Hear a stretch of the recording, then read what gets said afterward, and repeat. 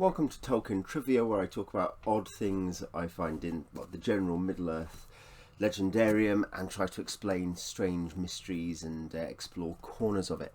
Today, what was behind the door on the Paths of the Dead?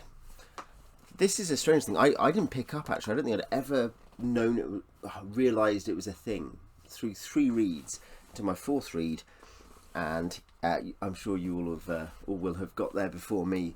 But here is a strange thing in Return of the King, chapter book 5, chapter 2, the passing of the Grey Company. So we've got the Dunedain, Aladan and Arohir, Legolas, Gimli and Aragorn going via the Paths of the Dead to get to the Stone of Erech, to call the dead to join them, and this is Aragorn's plan to deal with the attack by Corsairs on Pelargir that he has seen through the Palantir. And it's a haunted, strange place, supernaturally dark, and with strange effects that cause lights to go out. But at one point they come near they're going through this gloomy place, and away to the left something glittered in the gloom as Aragorn's torch drew near. Then Aragorn halted and went to look at what it might be. "Does he feel no fear?" muttered the dwarf. "In any other cave, Gimli, Glóin's son, would have been the first to run to the gleam of gold, but not here. Let it lie."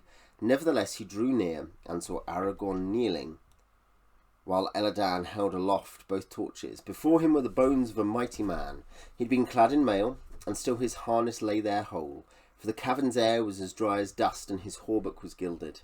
His belt was of golden garnets, and rich with gold was the helm upon his bony head face downward on the floor.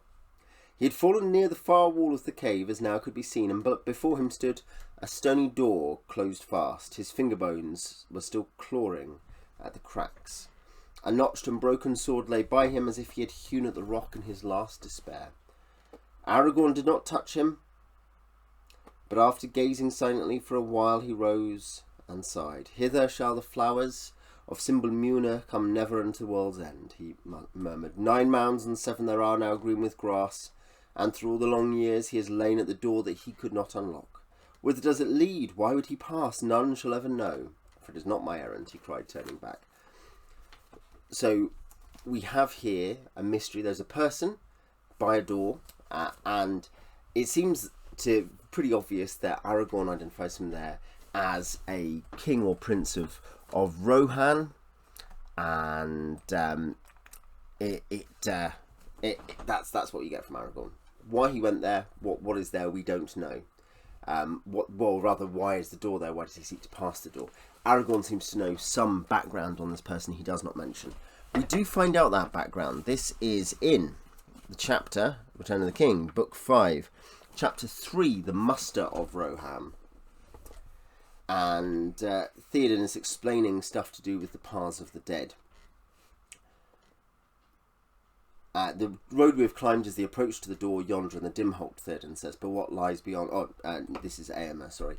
"But what lies beyond no man knows." This is the only other information we get on it in The Lord of the Rings. "No man knows," said Theoden, "yet ancient legend, now seldom spoken, has somewhat to report. If those old tales speak true that have come down from father to son in the house of Eöl, then the door under Dwemerberg leads to a secret way that goes beneath the mountain to some forgotten end. But none have ever ventured in to search its secrets since Balder, son of Braego, passed the door and was never seen among men again. A rash vow he spoke as he drained the horn at the feast which Braego made to hallow new-built Meduseld, and he came never to the high seat of which he was the heir." So Braego is the second king of Rohan, and he drove the enemy out of the wold. This is what Appendix A, Kings of the Mark, says. Rohan was not attacked again for many years, and he completed Meduseld. Balder then drunkenly promises to tread the paths of the dead and does not return. So we have a pretty good identification. It is a prince of the Mark. It is Balder, son of Braego.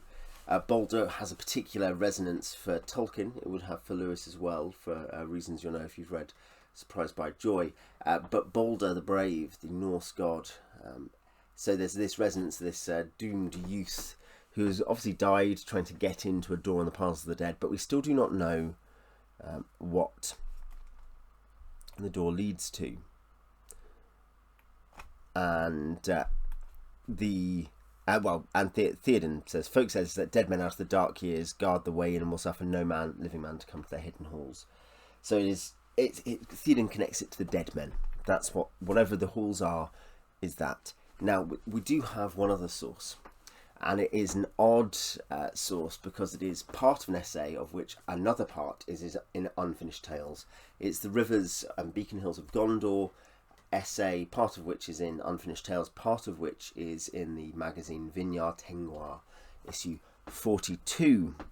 And this, which Tolkien, I think, wrote in 1969. He wrote the essay, not the magazine. It was published in 2001 or so.